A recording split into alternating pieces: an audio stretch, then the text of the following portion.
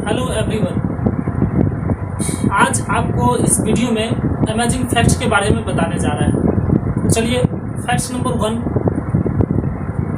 हम सभी के लाइफ में कभी न कभी उल्टियाँ ज़रूर होती हैं।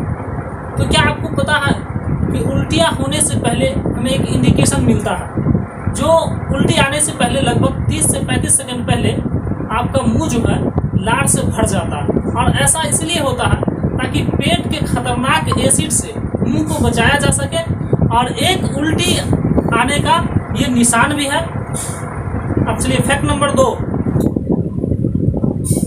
क्या आपको पता है कि हमारे शरीर का जो नाभि है वो मेन सेंटर में होता है, और ये नाभि जो है हमारे शरीर का सबसे गंदा भाग होता है।